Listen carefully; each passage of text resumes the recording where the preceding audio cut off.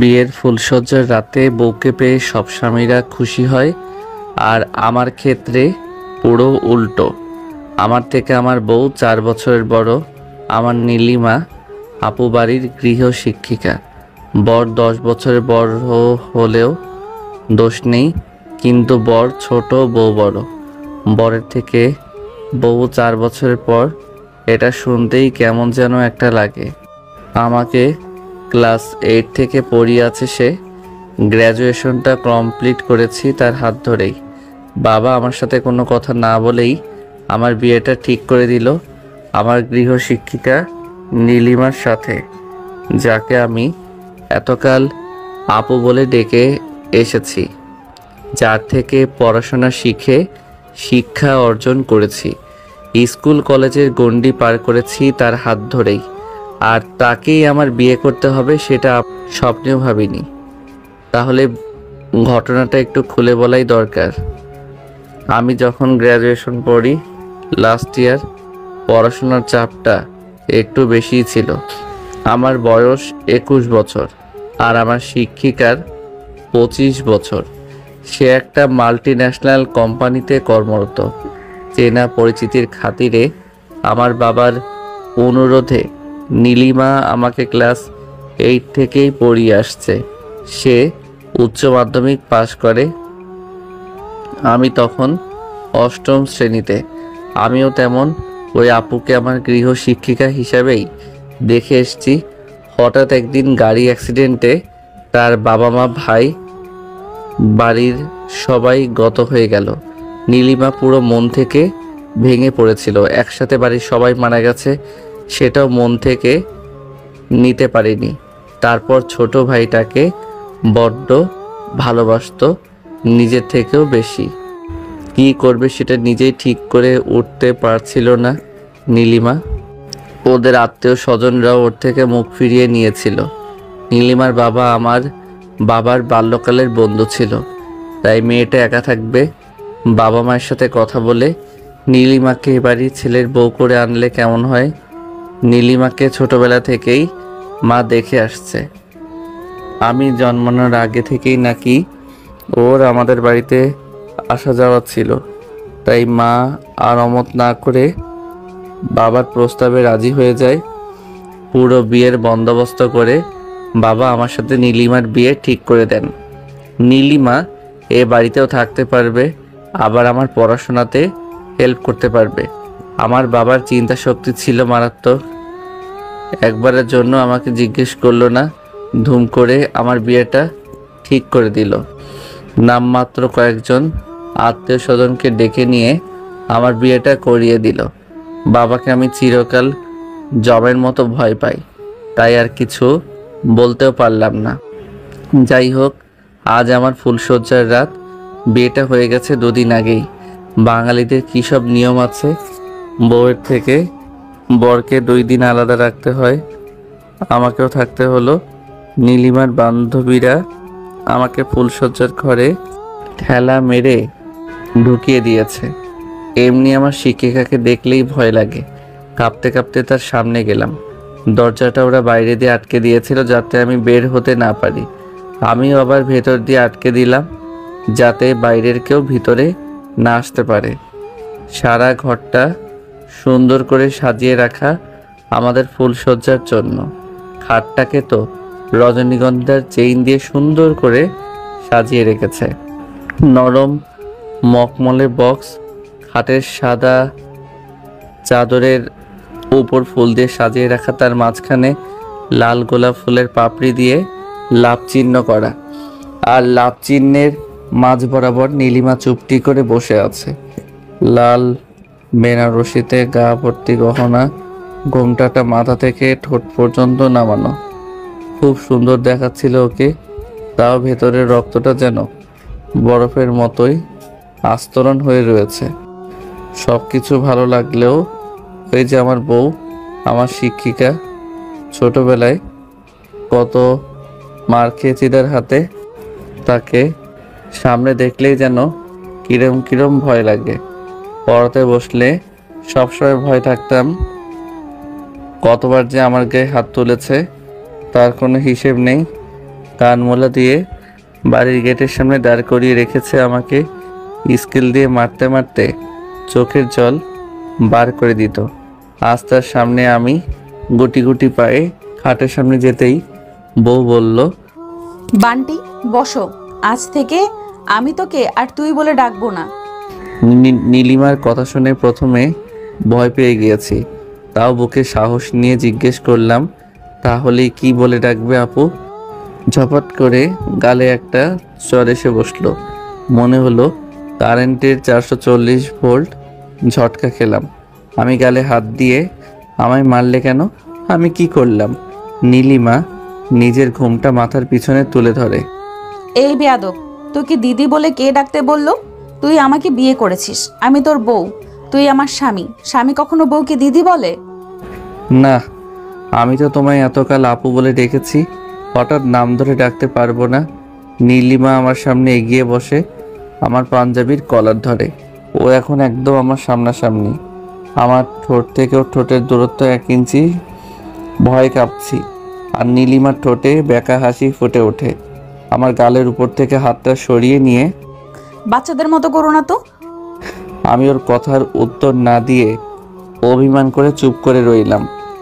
ফুলসজ্জার রাতে বউয়ের হাতে বর মার খেয়েছে এই কথাটা কেউ জানতে পারলে লোক সমাজে মুখ দেখাতে পারবো না আমি।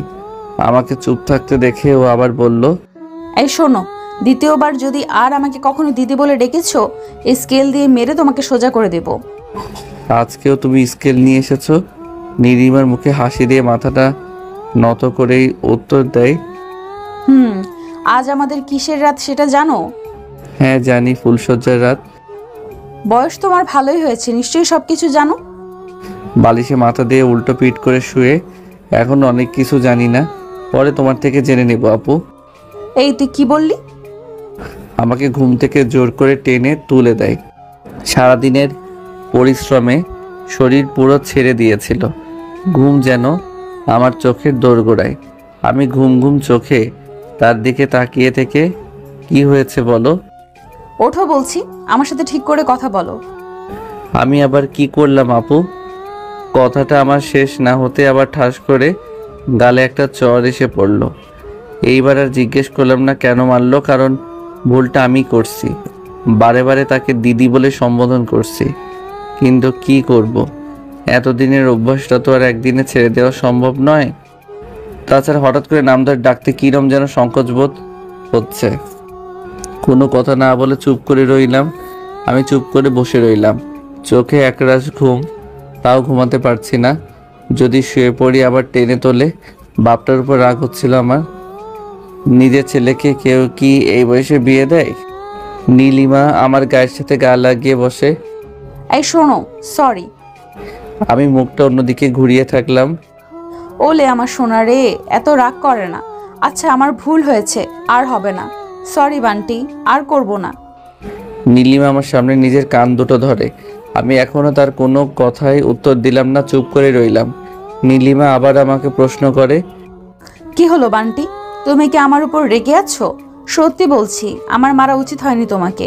বউ কখনো স্বামীর গায়ে হাত দেয়? সরি, তুমি যেমন এতদিনে অভ্যাস ছাড়তে পারোনি, আমিও কি করে এতদিনের অভ্যাস ছাড়তে পারি বলো? তোমাকে তো আমি নিজের মন থেকে পড়িয়েছি, তোমাকে মানুষ করেছি। আমাকে তুমি কি ক্ষমা করে দিতে পারো না? এখন আমি নীলিমাকে কি বলবো সেটাই জানি না। অভিজ্ঞতা নেই তো, তার জন্য কোনো কথা বললাম না, চুপ হয়ে রইলাম। দেখলাম নীলিমা খাট থেকে নেমে জানালার দিকে এগিয়ে গেল। মনটা আমার কীরকম যেন হচ্ছে, কি বলবো বোঝাতে পারছি না। ভেতরে মনটা দাও দাও করে আগুনের মতো জ্বলছে। আবার আমার বউ, আমার টিচার মনে পড়লেই বুকের আগুনটা নিমিষের মধ্যে কর্পূরের মতো হাওয়ায় মিলিয়ে যাচ্ছে। এ কি মনের মধ্যে 2 রকম ভাবান্তর। আমি কোনো কিছু সিদ্ধান্ত নিতে পারছি না। এইদিকে নীলিমা রাগ করে জানালার সামনে বাহিরের দিকে মুখ করে দাঁড়িয়ে আছে। তাও বুকে সাহস নিয়ে খাট থেকে নেমে তার কাছে গেলাম। আমি এখন একদম নীলিমার পাশাপাশি দাঁড়িয়ে, ঘরের আলোয় সবকিছু স্পষ্ট বোঝা যাচ্ছে। আর চোখে একবার ওর দিকে তাকিয়ে দেখলাম নীলিমা। কাঁদছে। আমি ওর সামনে ঘুরে দাঁড়িয়ে ওর হাত দুটো ধরে বললাম, সরি ম্যাম। ও আমার দিকে ঘুরে এক পলক তাকিয়ে আমার বুকে মাথা রেখে পরপর কয়েকটা কিল ঘুষি মেরে তুমি বুঝতে চাও না কিছু।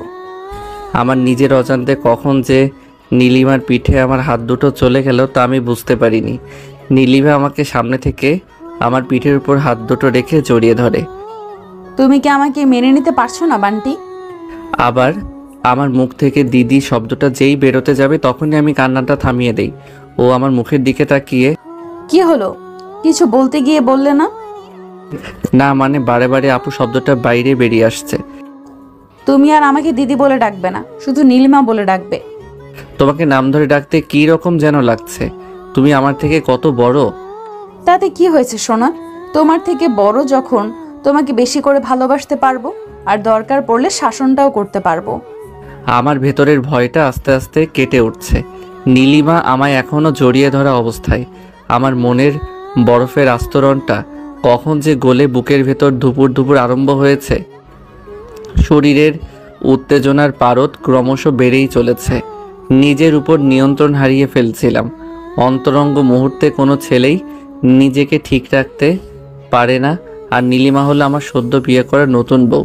তাও নিজেকে সংযত করে নিয়ে তাকে বললাম, চলো, অনেক রাত হয়েছে, এখন তো তুমি এখানেই থাকবে, বাকি কথা কাল বলা যাবে। চলো শুয়ে পড়ি, বড্ড ঘুম পাচ্ছে আমার। নীলিমা আমার গালে হাত দিয়ে, আজ আমাদের ফুলশয্যার রাত, এভাবে ঘুমিয়ে পড়লে হবে সোনা? আমি নীলিমার আকার ইঙ্গিত সবই বুঝতে পারছি, তাও না বোঝার ভান করে ঘুম চোখ দেখিয়ে তার সাথে খাটের দিকে এগিয়ে গেলাম। আর কথা না বলে বালিশটা একটু গুছিয়ে নিয়ে আবার শুয়ে পড়লাম। নীলিমা ঘরের লাইট বন্ধ করে আমার পাশেই শুয়ে পড়ল। ঘরের লাইট বন্ধ হলেও পুরোপুরি অন্ধকার হয়নি, কারণ আমাদের দোতলার ঘরের জানালা দিয়ে বাইরের হালকা আলো প্রবেশ করছে। স্পষ্ট না হলেও আবছা বোঝা যাচ্ছে সব কিছু। কিছুক্ষণ পর হঠাৎ একটা হাত এসে আমার বুকের উপর বিলি কাটতে আরম্ভ করে। আমি ঘুমের ভান করে চুপ করে শুয়ে রইলাম। এই বান্টি, তুমি কি শুয়ে পড়লে? আমার থেকে কোনো সাড়া শব্দ না পেয়ে এই বান্টি, আমার কানের কাছে মুখটা এনে, এই সোনা, তুমি শুয়ে পড়েছো? হ্যাঁ। এত তাড়াতাড়ি? আমি ঘুমের ভান করলেও পুরো জেগেছিলাম। ভেতরে আগুনটা কি এত সহজে নেভে? আমি চাইছিলাম যাতে নীলিমা নিজে থেকে এগিয়ে আসে আমার কাছে। হঠাৎ বাইরে ঝড় উঠতে আরম্ভ করে। বাইরের ঝড়ের শীতল হাওয়া খোলা জানালার দিয়ে প্রবেশ করে ঘরের ভেতরের ভ্যাপসা গরম পরিবেশটা কাটিয়ে অল্প সময়ের মধ্যেই শীতল করে তুলেছে। এদিকে ঘন ঘন বাজ পড়াতে থাকে। ঝড়ো হাওয়ার সাথে বৃষ্টির বেগটাও বেশ বাড়তে থাকে। ঘরের ভিতরটা অন্ধকারাচ্ছন্ন হলেও বাইরের আলোতে স্পষ্ট বোঝা যাচ্ছে। বৃষ্টির জলের ঝাপটা জানালা দিয়ে ভেতরে প্রবেশ করে ঘরের খোলা জানালার সামনের মেঝের অনেকটা অংশ ভিজিয়ে দিয়েছে। একবার ওর দিকে তাকিয়ে দেখলাম নীলিমা অন্যদিকে মুখ করে শুয়ে আছে। হয়তো আমার উপর অভিমান করেছে। আমি সাথে সাথে বিছানা থেকে নেমে জানালাটা আটকে দেই। এখন ঘরের ভিতরটা পুরোপুরি অন্ধকার। আমি আবার বিছানায় এসে শুয়ে পড়লাম। নীলিমা আমার পাশেই শোয়া। হঠাৎ বিকট বাজ পড়ার শব্দে নীলিমা আমার বুকের সাথে মিশে যাওয়ার চেষ্টা করে। অনুভব করলাম নীলিমা শোয়ার আগে হয়তো শাড়িটা খুলে নিয়েছে। এরকম অনুভূতি আগে কখনো পাইনি। আমার মনের আকাঙ্ক্ষাটা যেন আগ্নেয়গিরির মতো অগ্নিপাত হয়ে গলিত লাভার ন্যায় এখনই বেরিয়ে আসতে চাইছে। অন্ধকারের মধ্যে নীলিমার শরীরের উপর যেখানেই হাত দেই না কেন সবটাই খালি শরীর মনে হলো। জোরে একটা বিদ্যুৎ চমকাতেই কাচের জানালা ভেদ করে যেটুকু আলো ঘরে প্রবেশ করেছে তাতে স্পষ্ট দেখতে পেলাম নীলিমা আমার সামনে উন্মুক্ত শরীরে শুয়ে আছে। আর নিজেকে দাবিয়ে রাখতে পারলাম না। আমিও নীলিমাকে জড়িয়ে ধরলাম। মুখে আর কোনো শব্দ উচ্চারণ করলাম না। আমি খুব সকালবেলাতেই ঘুম থেকে উঠে পড়ি। মর্নিং ওয়াকের অভ্যাসটা আছে তো, তাই ঘুম থেকে উঠেই ঘরের বন্ধ জানালাটা খুলে দিতেই বাইরে নতুন প্রভাতের আলো ঘরে প্রবেশ করে ঘরটাকে আলোময় হয়ে উঠল। নীলিমা খাটের উপর গুটিসুটি হয়ে শুয়ে আছে, কোনো রকমে শাড়িটা তার গায়ের উপর জড়ানো। নীলিমাকে এতদিন ধরে আমি দেখে আসছি, কিন্তু এত কাছে থেকে এত সুন্দরভাবে যে দেখতে পাবো তা আমার স্বপ্নের বাইরে। ওকে দেখে মনে হচ্ছে যেন কোনো পরীকন্যা আমার খাটের উপর শুয়ে আছে। বাইরের আলোর থেকেও যেন ওর মুখের উজ্জ্বল্য ঘরটাকে দ্বিগুণ আলোকিত করে তুলছে। কিছুক্ষণ এইভাবে ওর মুখের দিকে চেয়ে রইলাম। তারপর বিছানার চাদরটা ওর গায়ের উপর জড়িয়ে দিই। মুখের উপর নেমে আসা এলোমেলো চুলগুলো সরিয়ে দিলাম। আলতো করে কপালের উপর একটা ভালোবাসার পরশ বসিয়ে দিলাম। আমার চুম্বনের ছোঁয়ায় কিছুটা কেঁপে ওঠে। ঘুমন্ত অবস্থার মুখে একটা হাসির ঝিলিক ফুটে ওঠে। খুবই ভালো লাগলো। আমি রাতের পোশাক বদল করে একটা ট্র্যাক স্যুট আর গেঞ্জি গায়ে জড়িয়ে ঘরের দরজাটা বাইরে দিয়ে ভেজিয়ে বেরিয়ে পড়লাম। ঘড়ির কাঁটায় যখন 7টা, তখন আমি বাড়িতে ফিরলাম। দেখি বাবা বারান্দায় বসে খবরের কাগজ পড়ছে। এটা তার প্রতিদিনের অভ্যাস। মা সেই সময় বাবাকে চা দিতে এসেছে। আমাকে বাড়ির ভেতরে ঢুকতে দেখে মা বলল, কি রে বাবু? এটা আমার বাড়ির ডাকনাম। এত সকালে কোথায় গেছিলি? বাবা চায়ের কাপে এক চুমুক দিয়ে, হারামজাদা, কোনো আক্কেল জ্ঞান আছে? বৌমাকে একে ঘরে রেখে উনি দৌড়াতে গেছে। সবে বিয়ে করেছিস, এই কয়টা দিন রাস্তায় দৌড়াতে না গেলেই হয়। আমি কিছু বলতে যাওয়ার আগেই বাবা আবার বলতে আরম্ভ করলো। বাবা আমার দিকে মুখটা বিরক্ত ভঙ্গিমা দেখিয়ে আবার পেপার পড়ায় মনোযোগ দিল। আমি কিছুই বুঝলাম না যে উনি কি বোঝাতে চাইছেন। আমার বোঝারও দরকার নেই। মাথা নত করে বাবার পাশ দিয়ে যে হেঁটে যাব, অমনি বাবার ডেকে উঠল, বাবু শোন, কি বলো?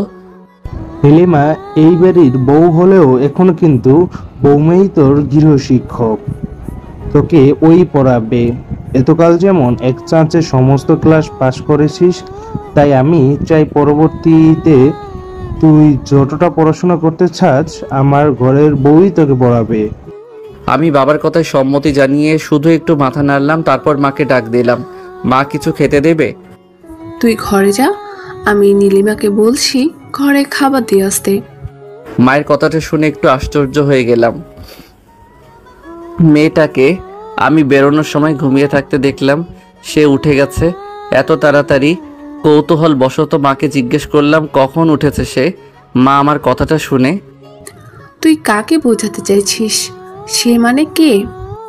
আমি আবার মায়ের মুখের দিকে তাকিয়ে, না মানে আমি সেরকম বলতে চাইনি, মানে বলছিলাম নীলিমা কখন ঘুম থেকে উঠেছে। মা হালকা হেসে আমার দিকে তাকিয়ে, তাই বল। আমি ভাবলাম তুই আবার নীলিমাকে দিদি বলে ডাকছিস না তো। আমি মায়ের কথার উপর আর কোনো কথা বাড়ালাম না। ঠিক আছে, আমি ঘরে যাচ্ছি, তুমি চা দিতে বলো। হাসতে হাসতে সিঁড়ি বেয়ে দোতলায় আমার নিজের ঘরে এগোতে লাগলাম। মনে মনে বললাম, গত রাতে দুবার আপু বলাতে দুগালে দুটো থাপ্পড় পড়ে গেল। আর কি সেই ভুল করি? হ্যাঁ, তুই ঘরে যা, আমি এক্ষুনি বৌমাকে পাঠিয়ে দিচ্ছি। মায়ের গলাটা বড্ড বেশি। আমি দোতলায় নিজের ঘরে থেকে মায়ের কথা শুনতে পাচ্ছি। মা নীলিমাকে ডাকছে, ও বৌমা, বৌমা, এই তোমার বান্টি এসছে, যাও গিয়ে চা দিয়ে এসো। মায়ের এই কথা বলার ভঙ্গিমা শুনে আমি ঘরের মধ্যে থেকে লজ্জিত ভাব অনুভব করছি। কিছুক্ষণ পর নীলিমা আমাদের ঘরে আসে। কি গো, তুমি এত সকালে কোথায় গিয়েছো? আমি নীলিমার মুখের দিকে তাকাতেই নীলিমা চায়ের কাপটা আমার হাতে দিয়ে, কি হলো, তাকিয়ে আছো যে? আসলে নীলিমাকে আমি এক দৃষ্টিতে দেখছিলাম। ঘরে পরা শাড়িতে এই প্রথম। পুরো গৃহবধূর মতো লাগছিল ওকে। নীলিমা আমার গাল টিপে ধরতেই থতমত হয়ে জিজ্ঞেস করি, হ্যাঁ বলো কি? নীলিমা আমার পাশে বসে। এত সকালে বাবুর কোথায় যাওয়া হয়েছিল? আমি চায়ের কাপে এক চুমুক দিয়ে, মর্নিং ওয়াক মানে প্রাতঃভবনে। থাক, বাংলাটা আর বলতে হবে না, কাল থেকে যাওয়া বন্ধ। আমি নীলিমার মুখের দিকে তাকিয়ে, কেন? এতদিনের অভ্যাস হঠাৎ করে ছাড়া যায় নাকি? আমি বললাম তাই। আমি আবার চায়ের কাপে আরেক চুমুক দিয়ে বললাম, চা একটু মিষ্টিটা কম আছে। নীলিমা আবার আমার হাতের থেকে চায়ের কাপটা নিয়ে একটা চুমুক দিয়ে, আমি যখন বলেছি তখন যাবে না, বাস তুমি যাবে না। বিয়ের সব কাজেই যে বর খুদ ধরে সেটা আমি জানতাম, তা বলে প্রথম দিনেই তুমি খুদ ধরলে। চায়ের কাপটা আমার মুখের সামনে তুলে ধরে, এইবার খেয়ে দেখো, মিষ্টি লাগবে। আমার চায়ের কাপে তুমি চুমুক দিলে কেন? আমি তো এটাও করেছি। কেন? তুমি আমার এটো খাবে না? না মানে কাপ তো আমাদের অনেক আছে, তুমি বরঞ্চ এটাই খাও, আমি আবার পরে খেয়ে নেব। এই পরে খেয়ে নেব মানে? চায়ের কাপটা বিছানার উপর রেখে তোমার মুখের এটো যদি আমি খেতে পারি, তুমি কেন পারবে না? কথাটা বলেই নীলিমা আমার ঠোঁটের সাথে তার ঠোঁট দুটো এক করে দিল। কিছুক্ষণ ওভাবে থাকার পর নীলিমা আমার থেকে একটু সরে বসে নিজের শাড়িটা ঠিক করে নেয়। কাল রাতে যে তুমি আমার সারা শরীরটা এটো করেছো, সে বেলা দোষ নেই না? আমি বুঝতে পারলাম নীলিমা কি বলতে চাইছে। মনের ভেতরে একটা হালকা হাসি বাইরে বেরিয়ে আসলো আবার। এদিকে মা ওকে ডাকছে। বৌমা একটু নিচে আসো তো। নীলিমাও সাড়া দিল। হ্যাঁ মা, আসছি। এ মা ডাকছেন, আমি নিচে যাচ্ছি। নীলিমা আমার গালে ছোট্ট করে একটা পাপ্পি দিয়ে আমাদের ঘর থেকে বেরিয়ে গেল। দুপুরে খেতে বসেছি আমি, মা, নীলিমা ডাইনিং টেবিলে চেয়ারে বসে, বাবা আমাদের পাশেই নিচে সিমেন্টের মেঝেতে। বাবা বরাবরই নিচে খেতে অভ্যস্ত, তার নাকি নিচে না বসে খেলে খাবার হজম হয় না। আমি আবার এসবের পক্ষপাতী নই। নিচে দাঁড়িয়ে বাসে ট্রেনে সব জায়গাতে খেলেই আমার পেট ভরে। নীলিমা টেবিল থেকে উঠে মাংসের বাটিটা হাতে নিয়ে বাবার সামনে গিয়ে, বাবা আর দুটো দেই? না না থাক মা, আর লাগবে না। তুমি যা দিয়েছো তাই শেষ করে উঠতে পারছি না। মা বাবাকে ইঙ্গিত করে, কেমন খাচ্ছো বৌমায়ের হাতের রান্না? অসাধারণ। নীলিমা রান্না বান্না করতে জানে সেটা জানতাম, সে যে এত সুন্দর রান্না করতে পারে সেটা আমার ধারণাই ছিল না। অনেকদিন পর আজ তৃপ্তি করে খেলাম। বাবা এইটুকু বলেই আবার খাওয়াতে মন দিল। মা বলল, বৌমা তোমার হাতের রান্না সত্যিই খুব ভালো লাগলো। মোটেই না আন্টি, আপনার থেকে আমার অনেক কিছু শেখা বাকি। হ্যাঁ তা তো তোমাকে শেখাবই। তুমি আমার একটা মাত্র ছেলের বউ। আর একটা কথা, একদম আন্টি নয়, মা বলেই ডাকবে। ভুল হয়ে গেছে মা, আর হবে না। লক্ষ্মী বৌমাটা আমার। মায়ের কথাটা শুনে নীলিমা লজ্জিত হয়ে মাথাটা নিচু করে নেয়। আমি এতক্ষণ হাঁ করেই নীলিমার দিকে তাকিয়েছিলাম। মা আমার মাথায় আস্তে করে চাটি মেরে, তুই আবার হা করে কেন তাকিয়ে আছিস? তাড়াতাড়ি খা, খেয়ে উদ্ধার কর। নীলিমা আমাকে দেখে মুচকি মুচকি হাসছে। বেলা অনেক হয়েছে, থালা বাসন মাজতে হবে এখন। নীলিমা সঙ্গে সঙ্গেই বলে উঠল, এখন থেকে আমি মাজবো, আপনি বিশ্রাম করুন। মা নীলিমার মাথায় হাত দিয়ে আশীর্বাদ স্বরূপ বলল, তুই এটা বলেছিস, আমি তাতেই খুশি। তুই বাড়ির নতুন বউ, কয়েকটা দিন আমাকে করতে দে, তারপর না হয় নিজের সংসার নিজের মতো করেই চালাবি। বাবা আজকে রান্নাকে নীলিমার ভালোই গুণকীর্তন গাইল। দুপুরে খাওয়া দাওয়ার পর হজমের জন্য আমার একটা খাকি পুলিশ লাগে। আপনারা ঠিকই ধরেছেন, আমি বিড়ির কথা বলেছি।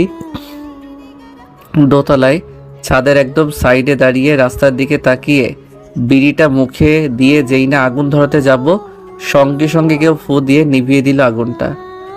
পেছন করে তাকিয়ে দেখিয়ে নীলিমা দাঁড়িয়ে। নীলিমা ভ্রু দুটো কুচকে অবাকে সুরে, বান্টি, তুমি বিড়িও খাও? হ্যাঁ খাই, এতে খারাপ কি? এটা তো আর নেশার জিনিস নয়।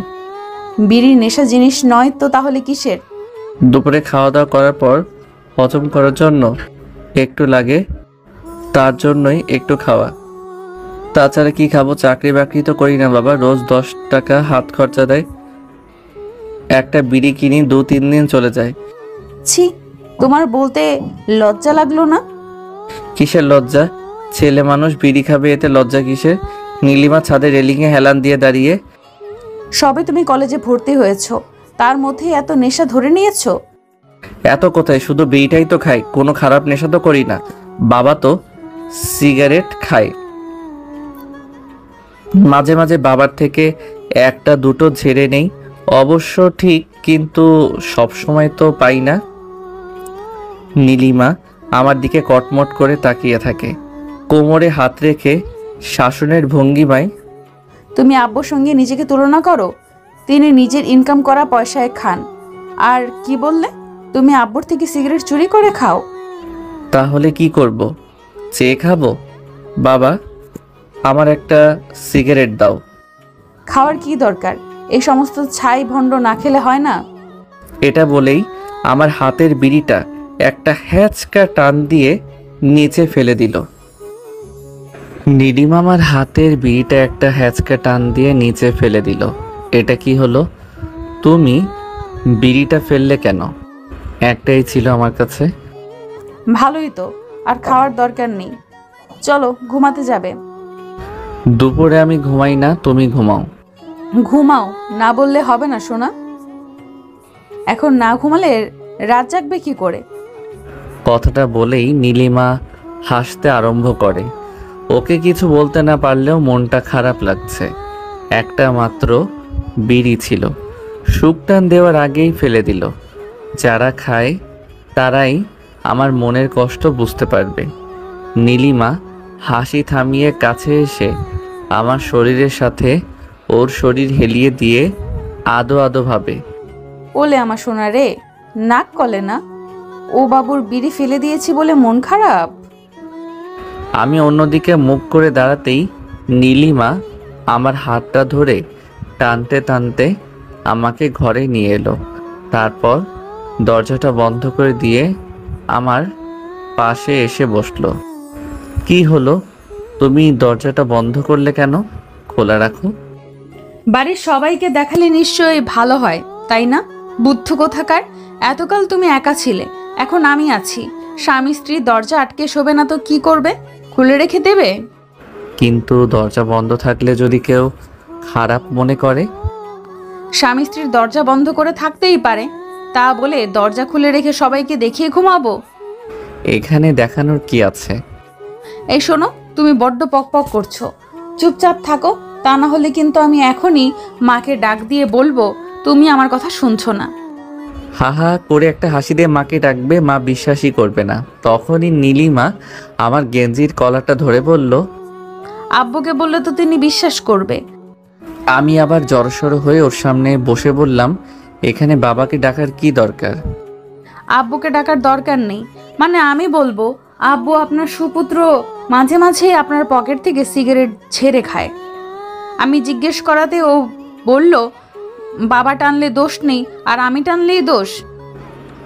আমি নীলিমার পায়ে হাত রেখে তোমার দুটি পায়ে পড়ি, বাবাকে এসব বলো না, পিঠের ছাল তুলে দেবে আমার। এই পাগল, পা ছাড়ো। স্বামী কখনো বউয়ের পায়ে হাত দেয় না। আমি এখনো ওর পা ছাড়িনি। আগে বলো বাবাকে বলবে না? ওর নিজের পায়ের থেকে আমরা হাত দুটো সরিয়ে দিয়ে। পাগল একটা, মাথার মধ্যে কি গোবর ভরা নাকি? এসব কথা কখনো বলে বোকা?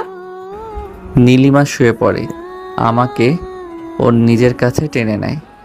আমার কোমরের উপর থেকে পা আর বুকের সামনে থেকে হাত গলিয়ে দিয়ে আমাকে কোলবালিশের মতো বগল দাবা করে শুয়ে থাকলো।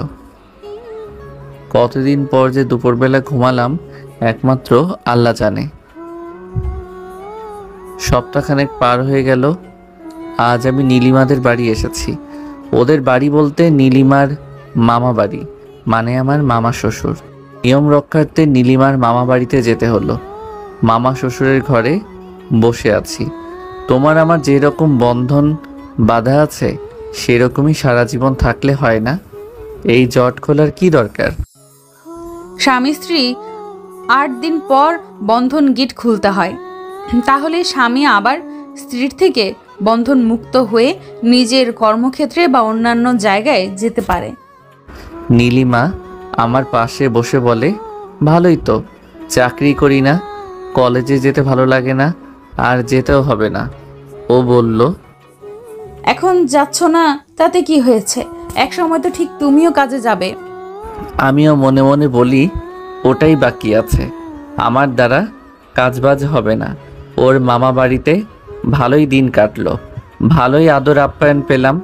রাতে মামা শ্বশুর আমাকে আর নীলিমাকে একটা আলাদা ঘরে থাকতে দিলেন। এটাও যেন আমাদের বাড়ির মতো ফুলসজ্জার রাতে যেরকম সাজিয়ে রেখেছিল বন্ধুরা। নীলিমার থেকে আমার লজ্জাটা অনেক কমে এসেছে।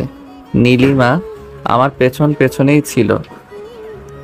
গোছানো খাটটাকে দেখিয়ে বললাম, এইসবের আবার কি দরকার আছে বলো? বান্টি, তুমি এসব বুঝবে না। এইটুকু না করলে আমার কিসের অস্তিত্ব? নিজের শ্বশুর বাড়িতে তো আর তোমাকে আদর আপ্যায়ন করতে পারলাম না। কথাটা বলার পর ওর মুখ থেকে আর কোনো শব্দ পেলাম না। ওর গলার স্বরটা যেন কীরকম মনে হলো। সাথে সাথে আমি নীলিমার দিকে ঘুরে তাকাতেই দেখি ওর চোখ দুটো ছলছল করছে। চোখের দুই কোণ থেকে অশ্রু দ্বারা গাল বেয়ে কয়েক ফোঁটা মেঝেতে পড়তে থাকে। আমি বুঝতে পারলাম এখন ওর বাবা মা ভাইয়ের কথা খুব মনে পড়ছে।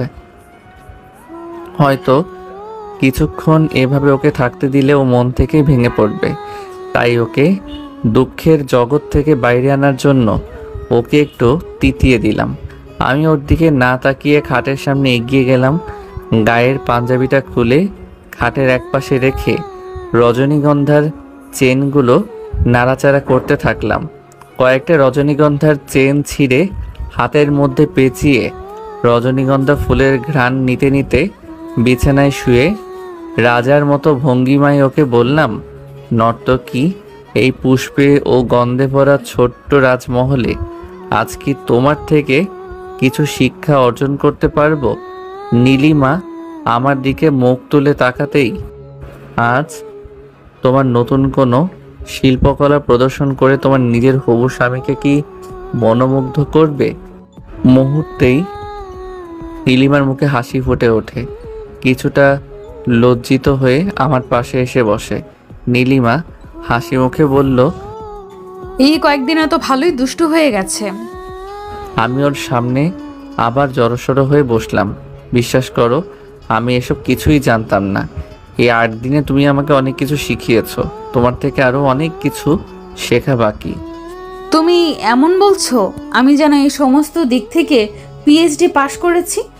তুমি এদিকে পিএইচডি পাস করেছো কিনা জানি না, তুমি আমার থেকে সিনিয়র, তাই জুনিয়র সিনিয়র থেকে শিখতেই পারে। নীলিমা আমাকে উপর করে ফেলে আমার বুকের উপর শুয়ে, এখন আমি তোমার সহধর্মিনী, তাই তোমার সাথে বউয়ের মতোই আচরণ করব। আবার পড়ার সময় আগে যেমনটি ছিলাম সেরকমই থাকবো। মানে? নীলিমা আমার গালটা একটু টিপে, মানেটা একদম পরিষ্কার সোনা। আমি ওর কথাই ভেবাচেকা খাই। বলি, বউ আদরও করবে, আবার পড়া না পারলে কেলান দেবে। Yes baby. কথা বলাটা আমার একদমই জুসি মনে হলো না। বউ আদর করবে আবার মারবে, এটা কিরম করে হয়? অভিমানে মুখটা অন্যদিকে ঘুরিয়ে নিতেই নীলিমা ওর ঠোঁট দুটো আমার ঠোঁটের সঙ্গে মিশিয়ে দেয়। আজ আর ওর ভিতরে কোনো লজ্জা শরম দেখলাম না। ওর নিজের আত্মীয় এর বাড়ি বলে হয়তো আমাদের বাড়িতে এতটা করেনি, আজ একটু বেশি করছে নীলিমা। নিজের শাড়ি, ব্লাউজ, ভেতরের অন্তর্বাস সব কিছু খুলে আমার বুকের উপর শুয়ে আমাকে জড়িয়ে ধরে। আমার খুব অস্বস্তি হচ্ছে। অন্যের বাড়িতে ঘুরতে এসেও এসব মুক্তি চাইলে আমার হাত দুটো দুদিকে ওর হাত দিয়ে চেপে ধরে। আদর তো না, মনে হয়েছিল বউয়ের কাছে আমি ধর্ষিত হচ্ছিলাম। আমি কিছু বলতে যাব, তখনই নীলিমা আমার মুখটা চেপে ধরে। আমি কোনো ক্রমে ওকে বললাম, কি করছো তুমি? মামা শ্বশুরের বাড়িতে এসেও এসব? নীলিমা আমার কানের কাছে মুখটা এনে আস্তে করে বলল, শোনাই, এত কথা বলার কি আছে? চুপ করে থাকতে পারো না তুমি? আমি ওকে বোঝানোর চেষ্টা করি, শরীরটা খুব ক্লান্ত লাগছে, আজ নয়। নীলিমা আমার কোনো কথা না শুনে, চুপ বান্টি, একদম কথা বলবে না। একটু আগে বললে না তুমি আমার থেকে কিছু শিখতে চাও, নতুন কোনো শিল্পকলা দেখতে চাও। গুরু হয়ে কি করে শিষ্যের কথা অবমাননা করতে পারি? আমি চুপ করে থাকি। আমি জানি নীলিমা পাগল হয়ে গেছে, ও আমার আর কোনো কথা শুনবে না। আমি যতটা পারলাম ওর কাছে নিজেকে তুলে ধরার চেষ্টা করলাম। অবশ্য ওই রাতটা আমার জীবনের শ্রেষ্ঠ মুহূর্ত। ওই দিনটা আমি কখনো ভুলতে পারবো না, চিরস্মরণীয় হয়ে থাকবে আমার কাছে। নীলিমা আমাকে ভালোবাসায় ভরিয়ে দিয়েছিল, আমাকেও পাগলপাড়া করেছিল। এইভাবেই দিন কেটে যেতে থাকে আমার আর নীলিমার। মামা শ্বশুরের বাড়িতে আরও 2 দিন কাটিয়ে তারপর নীলিমাকে নিয়ে আমাদের বাড়ি ফিরে আসি। বিয়ের 11 দিনের মাথায় আজও প্রথম অফিসে গেল। রাতে আমি নিজের ঘরে বসে পায়ের উপর পা তুলে টিভিতে একটা ইংলিশ সিনেমা দেখছিলাম। নীলিমা অফিস থেকে কখন ফিরে এসে আমার ঘরের দরজার সামনে দাঁড়িয়ে আমাকে দেখতে থাকে। আমি আপন মনেই দেখছি। ব্যাগটা টেবিলের উপরে রেখে আমার কানটা ধরে বলে, কি বান্টি, তুমি কলেজে যাওনি কেন? আর এখন পড়া বাদ দিয়ে ইংলিশ সিনেমা দেখছো? টিভি এখনই বন্ধ করে বই নিয়ে বসো, আমি ফ্রেশ হয়ে আসছি। আমি নীলিমার মুখের দিকে তাকিয়ে দেখি এ আমার বউ না, আগের শিক্ষিকা। বুকের ভিতরের ভয়টা যেন আবার বাড়তে আরম্ভ করলো। শিক্ষিকার হাতে ছাত্রর মার খাওয়া সেটা এমন কোনো ব্যাপার না, কিন্তু বউয়ের হাতে স্বামী মার খাবে এটা জানাজানি হয়ে গেলেই আমার কান কাটা যাবে। আমি পড়ার টেবিলে বই খুলে বসে থাকি ওর অপেক্ষায়। নীলিমা ফ্রেশ হয়ে আমার সামনে আসে। সে এখন পাতলা ঘরে পরা নাইটি পরা, হালকা ভেজা চুলগুলো খুব সুন্দর দেখাচ্ছে তাকে। টেবিলের উপর গালে হাত রেখে জগদীশচন্দ্র বোসের মতো ভাবতে থাকি আর ওকে দেখছি যেন শতশুভ্র পরিকন্যা স্বর্গ থেকে আমার ঘরে আবির্ভূত হয়েছে। এই মুহূর্তে যদি ওকে আমি কাছে পেতাম, ও আমার সামনে এসে বইগুলো দেখতে লাগলো, আমাকে পড়ার বিষয়ে কী সব জিজ্ঞাসা করছিল। নীলিমা আমার সামনে বসে থাকলেও নীলিমার কোনো কথাই আমার কান পর্যন্ত পৌঁছায় না। মনের ভাবান্তর। নীলিমা আমার সামনে যত এগিয়ে আসছে, ওর পিঠের উপর পাখির পাখনার মতো মেলা পরীর ডানা দুটো আস্তে আস্তে একসময় মিলিয়ে যায়। সাদা ধবধবে একটা পোশাক পরা, ওর শরীরের থেকে বেরিয়ে আসা উজ্জ্বল আলোর ছটাতে সারা ঘরটাকে আলোকিত করে তুলছে। ও ছোট লাঠি জাতীয় কিছু একটা ধরে আছে। লাঠির মাথায় ছোট তারা বসানো, আর সেখান থেকেই আলো বিকিরণ হচ্ছে। আমার একদম কাছে এসে নীলিমা আমার হাতের উপর হাতটা রাখে। আমার হাতটা ধরতেই আমি চেয়ার ছেড়ে উঠে দাঁড়াই। আমি নীলিমার সাথে সাথে এগিয়ে যাই তার স্বপ্নের নগরীতে। হয়তো আমাকে সে এই ধরনের কষ্টের বন্দি জীবন থেকে মুক্তি দিয়ে আজীবন তাদের পরী সাম্রাজ্যে নিয়ে যেতে চাইছে। আমি কত সময় জোর দিকে চেয়েছিলাম জানি না। এই দুষ্টু, মাথায় কি সব ঘুরছে? কথাটা কানে আসতেই স্বপ্নটা যেন কর্পূরের মতো হাওয়ায় মিশে গেল। নীলিমা আমার পাশে বসা, শাসনের ভঙ্গিমায় আমার দিকে তাকিয়ে। অনেক স্বপ্ন দেখেছো আমাকে নিয়ে, এবার পড়ায় মনোযোগ দাও। কি করে যে আমার মনের কথা বুঝতে পারে জানি না। এতক্ষণ পর ওর দিকে ভালো মতো চেয়ে দেখলাম, পাতলা ঘরে পরার নাইটি পরা থাকলেও ওর শরীরের পাতলা কাপড়ের আচ্ছাদনে ঢেকে রাখা অঙ্গগুলি যেন আমার সম্মুখে উন্মুক্ত হতে চাইছে। ও জেনে বুঝেও অবুঝের মতো রয়েছে। জানি না ও এমনটা কেন করে। হয়তো আমার ভালোর জন্যই নিজেকে কন্ট্রোল করেছে। সদ্য স্নান করে আসা চুলের ঘ্রাণে যেন আমাকে আরও পাগল করে তুলছে। মনে হচ্ছে বইগুলি ব্যাগে ভরে ওকে জড়িয়ে ধরি। চলে যেতে ইচ্ছা করছে সেই স্বপ্নের পরীর নগরীতে।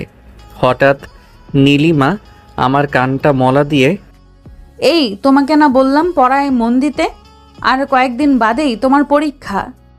কিছু পরেই আবার আমার মাথায় বলিয়ে দিয়ে, সোনা লক্ষ্মীটি আমার, এখন পড়ো, আর কয়েকদিন বাদেই তোমার পরীক্ষা। এই কটা দিন অন্তত পড়াশোনা করো। ধুর ছাড়ো তো, সব সময় পড়া পড়া, এত পড়ে কি হবে? কিছুক্ষণ চুপ থেকে, তোমাকে ছাড়া আমি এক মুহূর্তও থাকতে পারি না, তাও সারাদিন তোমাকে ছাড়া থাকতে হয়েছে। বাড়িতে ফিরেও তোমাকে ভালোবাসতে পারলাম না। আমার কি মনে চায় না বলো? কিন্তু কিছু করার নেই, সময়ের সাথে নিজেকে মানিয়ে নিতে হয়। তোমার ভালোর জন্য যদি নিজেকে কন্ট্রোল করতে পারি, তবে তুমি কেন পারবে না সোনা? না, আমি আমার মনের বিরুদ্ধে যেতে পারি না। আজ বাদ দাও, কাল থেকে কলেজও যাব, পড়তেও বসবো। ততক্ষণ আমি বইটা বন্ধ করে দিয়েছি। নীলিমা ওর বসার চেয়ারটাকে আরও আমার পাশে এগিয়ে এনে বলে, পড়াশোনা ভালো না হলে ভালো চাকরিটা পাওয়া যায় না। তাই সোনা, একটু পড়াশোনাটা মন দিয়ে করো। আমি তো তোমায় দেখিয়ে দিচ্ছি, শুধু পড়ার সময়টা বাদ দিয়ে তুমি যখন যা চাইবে তাই হবে। প্লিজ সোনা, এখন একটু মন দিয়ে পড়ো। আমি মুখটা কাঁচুমাচু করে, তোমার সঙ্গে এখন পড়তে বসতে আমার একদম ভালো লাগে না, কী রকম যেন মনে হচ্ছে। না, আর পারবো না তোমাকে দিদিমণি ভাবতে। তুমি বাবাকে বলো নতুন কাউকে ঠিক করে দিতে। বুঝেছি। তাহলে আব্বুকে বলি আর একটা শিক্ষিকা দিতে। কেন, দেশে কি মাস্টারের অভাব হয়ে গেছে?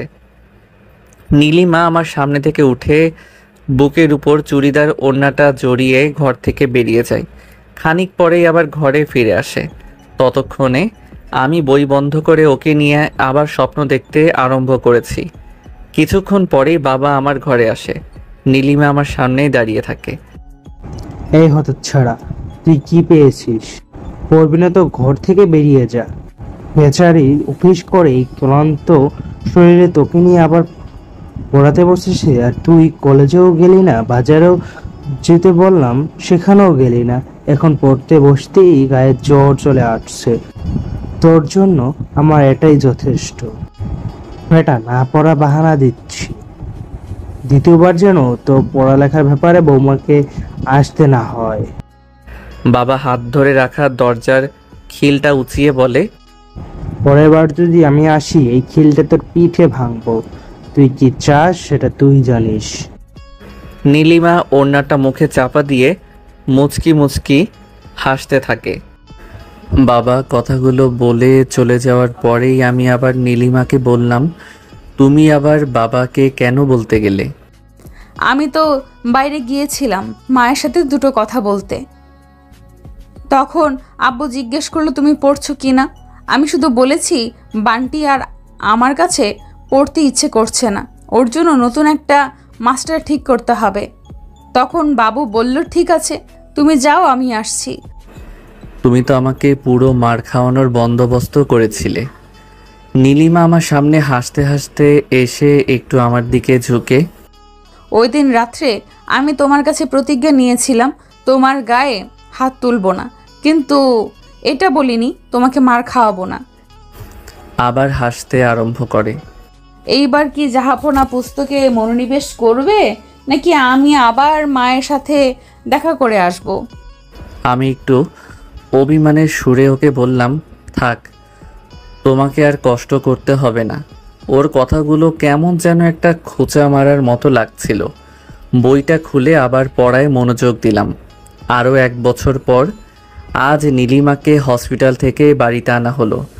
2 দিন আগেই নীলিমা আমাদের এক কন্যা সন্তান জন্ম দিয়েছে। গর্বে যেন আমার বুক চওড়া হয়ে যাচ্ছে। ভাবতেও অবাক লাগছে, সেই দিনকার ছেলে আমি, আজ এক সন্তানের পিতা। কথাগুলি ভেবে আমার খুবই ভালো লাগছে। নীলিমার পছন্দ মতোই আমাদের ছোট্ট অতিথির নাম রাখা হয় ফদ্দি। যত দিন যাচ্ছে ততই যেন নীলিমা আমাদের বাড়ির সকলের নয়নের মণি হয়ে উঠছে। মা বাবা সারাক্ষণ তাদের নাতনিকে নিয়েই পড়ে আছে। বাবা মা অবশ্য ভালোবেসে তাদের নাতনিকে বুবলি বলেই ডাকে। আমাদের সন্তান জন্ম হওয়ার 2 মাস আগে থেকে সন্তানের 3 মাস বয়স পর্যন্ত মোট 5 মাস নীলিমাকে ওর অফিস থেকে ছুটি দিয়েছে। নীলিমার প্রতি আমার মা সব সময় যত্ন নিত। বাড়ির কোনো কাজ ওকে করতে দেওয়া হতো না। নীলিমা কোনো কিছু করতে চাইলেই মা ওকে বুঝিয়ে বলতো, এই সময় মায়ের শরীরের যত্ন নিতে হয়। আমার শাশুড়ি মাও আমাকে কিছু করতে দেয়নি। তাহলে তুমি কেন করবে? তুমি শুধু মেয়েকে সময় মতো বুকের দুধ খাওয়াবে আর ওকে গড়াবে, এটা করলেই যথেষ্ট। যে দিনগুলো আমি কলেজ যেতাম না, সে সময়টা আমি নীলিমার সাথে সারাটা দিন ওর পাশে থেকে কাটাতাম। ওকে নিজ হাতে স্নান করানো, ওর কাপড় চোপড়, আমার মেয়ের ফ্রদ্দি, নোংরা কাপড় কাঁথা সব কিছু কেচে ধুয়ে দিতাম। দুপুরে ওকে ভাত মেখে খাইয়ে দিতাম। আমি বাড়ি থাকতে দুপুরে আমার বুকের উপর মাথা রেখে ঘুমিয়ে থাকতো। তখন মনে হতো নীলিমা আমার থেকে 4 বছরের বড় হলেও বা কি, আল্লাহ আমাদের একে অপরের জন্যই তৈরি করেছে। কোনো কোনো সময় ও আমাকে জড়িয়ে ধরে কেঁদে দিত। কান্নার কারণটা নীলিমা বলতো না, শুধু অনুমান করতাম বাড়ির সবার ওর প্রতি ভালোবাসা কমে না যায় বা আমাকে নিয়ে কোনো একটা ভয়। কেননা 22 বছরের ছেলের মধ্যে কি আর দায়িত্ববান পুরুষ মানুষ খুঁজে পাওয়া যায় না? আমি আবার কলেজে পড়ি, সেখানে কত ছেলে মেয়ের পড়তে আসা। আমি কোনো রকম নেশা বা প্রেম ভালোবাসার জালে জড়িয়ে না যাই, আমার সব সময় খেয়াল রাখতো নীলিমাই। সব সময়ের জন্যই আমাকে ও অন্যরকমভাবে বোঝাতো, কিন্তু সরাসরি না বললেও ওর মনের কথাগুলোই বুঝতে পারতাম। আমি ওর কথাগুলো হেসে উড়িয়ে দিতাম। আমি শুধু এটুকুই জানতাম, ওকে ছাড়া আমার এই জীবন বৃথা। ওই আমার সব কিছু। এভাবেই আরও 2 বছর এগিয়ে যায়। নীলিমা আমাকে বলেছিল বি টেক্সট করতে। ওর কথা মতো আমি বি টেক্সট পড়তে আরম্ভ করি। গৃহশিক্ষক আর কাউকে রাখিনি, বলতে গেলে নীলিমাই আমাকে সব রকম দিক দিয়ে হেল্প করত। নীলিমা বিটেক্স কোর্স ভালো মতো পাশ করে যেহেতু এই পেশায় ছিল, তাই আমাকেও সব রকমভাবে দেখিয়ে দিত। আরও কিছুদিন পর একদিন কলেজ শেষ হয়ে যাওয়ার পর কলেজের বন্ধুরা মিলে সবাই কলেজের গেটের সামনে চায়ের দোকানে আড্ডা মারছি। এমন সময় নীলিমা অটো থেকে নেমে আমার সামনে আসতে থাকে। দূর থেকে ইশারায় আমাকে তার কাছে যেতে বলে। এই কলেজে বন্ধুরা অবশ্য কেউ জানতই না আমি বিবাহিত। নীলিমা ডাকছে দেখে আমাদের জমে ওঠা আড্ডার আসরের মধ্যে থেকে এক বন্ধু বলে উঠল, ওই ম্যাডামকে কি লাগছে মায়েরি? আমাদের দিকেই তো আসছে। নীলিমার ডাকার ভঙ্গিমা দেখে অন্য এক বন্ধু বলল, তোর তো ভাগ্য খুলে গেল, এত সুন্দর একটা হট গার্ল তোকে ডাকছে। আমি তখন ওদের বললাম, এই হট গার্লটা আর কেউ না, তোদের ভাবি। সবাই বড় বড় চোখ করে আমার দিকে তাকিয়ে। ততক্ষণে নীলিমা আমাদের সামনে চলে আসে। বাহ, খুব ভালো। আড্ডা মারছো ভালোই, বন্ধুদের সাথে গল্প করছো। আমি আমতা আমতা করলাম। ওর প্রশ্নের কোনো জবাব নেই, কেননা নীলিমাকে আমি আসতে বলেছিলাম মার্কেট ওর সঙ্গে যাব বলে। কথাটা মনেই ছিল না। আমাকে চুপ থাকতে দেখে আমাকে দাঁড়াতে বলে দিব্যি চলছে। এই যে আর চিন্তা করতে হবে না, এসেই যখন পড়েছি তা তোমার বন্ধুদের সাথে পরিচয় করিয়ে দাও। পাশ থেকে আরেক বন্ধু বলে উঠল, পরিচয় হয়ে গেছে ভাবি, আমার নাম শুভ, আমি ওর বেস্ট ফ্রেন্ড। এরপর সবাই এক এক করে সবার নাম বলল। নীলিমা বন্ধুদের সালাম জানিয়ে, তোমাদের বন্ধুকে এখন নিয়ে যেতে পারি কি? হ্যাঁ হ্যাঁ অবশ্যই, আপনার বান্টিকে আপনি অবশ্যই নিয়ে যান। নীলিমা আমার হাতটা ধরে। চলো, বুবলির জন্য ড্রেস কিনতে হবে। বন্ধুটা কৌতূহলভাবে নীলিমাকে প্রশ্ন করে। ভাবি, বুবলিকে? আমি বন্ধুটার মুখের দিকে তাকিয়ে হাসির সুরেই বললাম, তোর আবার 2 বছরের মেয়েও আছে। বান্টি, একসাথে দুটো ট্রিট দিতে হবে তোকে, কোনো মতেই ছাড়বো না আমরা। কি বলিস সবাই? সব কটা বন্ধু একসাথে বলে উঠল, হ্যাঁ বান্টি, আমাদেরকে ভালো মতো ট্রিট দিতে হবে তোকে। অবশ্যই, মেয়েরা ট্রিট পাবে, সঙ্গে আমি আর বুবলি দুজনেই থাকবো। বন্ধুদের থেকে বিদায় নিয়ে আমি নীলিমাকে সঙ্গে নিয়ে বেরিয়ে পড়লাম। বাজার থেকে মেয়ের জন্য জামা প্যান্ট কিনে ফিরবার পথে ওর সাথে দাঁড়িয়ে ফুচকা খেয়ে তারপরে বাড়ি ফিরে আসলাম। রাতে শোবার সময় নীলিমা বলল, একটা কথা জিজ্ঞেস করব? হুম। তুমি কি কাউকে জানাও না তুমি বিবাহিত, নাকি আমার পরিচয় জানাতে লজ্জা পাও? ধুর বোকা, লজ্জা কেন পাবো? তোমাকে নিয়ে আমি খুব খুশি। তোমার মতো মেয়ে জীবন সঙ্গিনী রূপে পাওয়াও তো একটা ভাগ্যের ব্যাপার। একটু বেশি বেশি হয়ে গেল না? আমি ওকে জড়িয়ে ধরে, কেউ জিজ্ঞাসা করেনি, আর এখানে বলার কি আছে? আজ তুমি কলেজে আসলে ওরা জেনে গেল, আস্তে আস্তে এরকম করেই সবাই জেনে যাবে। ও আমার বুকের উপর মাথা রেখে শুয়ে। নীলিমা আমাকে সব সময় ভারী পুরুষ মানুষের মতো সাজিয়ে রাখত। সব সময় আমার চওড়া গোঁফ দাড়ি রাখতে বলল, যেন ওর পাশাপাশি আমাকে মানায়। এইভাবেই পেরিয়ে যায় আরও 1 বছর। কলেজের লাস্ট সেমিস্টারে খুব চাপে আছি আমি। এই বছর নতুন একটা মাস্টারও রাখা হয়েছে আমার জন্য। নীলিমা আগের মতো আর অতটা সময় দিতে পারে না। সংসার, অফিসের কাজ, মেয়েকে যত্ন নেওয়ার পরেও যতটা সম্ভব ও আমাকে পড়ার বিষয়ে সব রকম সহযোগিতা করে। পড়ার সময়টা ও যতটা সিরিয়াস, আমিও ততটাই ওকে গৃহ শিক্ষিকা হিসেবে দেখি। সব কিছু যেন সমান তালে তাল মিলিয়ে চলাচ্ছে। সুন্দর গৃহিণীর মতো আমার নীলিমাও সব কিছু সামলে নিচ্ছে। মাঝে মাঝে ভাবি কি করেও পারে এত সব একা সামলাতে। হয়তো নারী বলেই সম্ভব। পরীক্ষার আগের দিন সন্ধ্যার পর আমার একমাত্র মেয়ে বুবলির সাথে নিজের ঘরে বসে খেলা করছি। কিছুক্ষণ আগেই নীলিমা অফিস থেকে ফিরে আসছে। নিজে ফ্রেশ হয়ে এসে ঘরে ঢুকে, এই বুবলি, এখন খেলা বন্ধ করো, পড়তে বসো। বাবাইও এখন পড়তে বসবে। এই মেয়ের সামনে আমাকে এই নামে ডাকা হয় যাতে মেয়েও আমাকে বাবাই বলে ডাকে। আমার মেয়ে আরও আধো কথায় নীলিমা ছোট্ট লাঠিটা হাতে তুলে নিয়ে, তবে না তো, এবার দেখাচ্ছি মজা। মায়ের ভয়ে মেয়েটা খেলা ছেড়ে বই নিয়ে বসে গেল। আমি নীলিমার দিকে তাকিয়ে, সবে তো তুমি অফিস থেকে ফিরেছ, কোথায় একটু কথা বলবে? তা না, সেই পড়া। নীলিমা আমার সামনে এগিয়ে এসে, এই যে মহারাজ, আজ বাদে কাল পরীক্ষা, এখন গল্প করলে চলবে? তুমিও পড়তে বসো, না হলে এই লাঠির বাড়ি মেয়ের সাথে তোমার পিঠেও দুঘা পড়বে। আমিও বাধ্য ছেলের মতো প্রজেক্টের বই নিয়ে বসে পড়লাম। নীলিমা আমাকে মনোযোগ দিয়ে প্রজেক্টের সম্বন্ধে বোঝাতে লাগলো।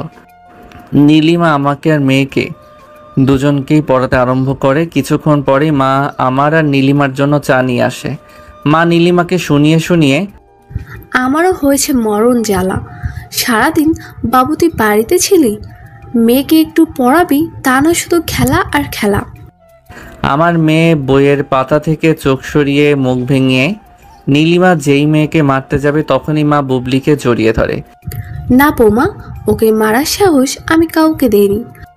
মেয়ে আমার মায়ের কোলে উঠে নীলিমাকে জিভ বার করে ভেঙচি কেটে মা আদর করতে করতে, হ্যাঁ দিদি ভাই, আমি কাউকেই তোমাকে মারার সাহস দেইনি। পড়ার নামগন্ধ নেই, শুধু পাকা পাকা কথা। মা, আপনার আর আব্বুর জন্যই ও এত লাই পেয়েছে। 10টা না 5টা না, আমার একটা মাত্র নাতনি, একদম ওকে মারবা না।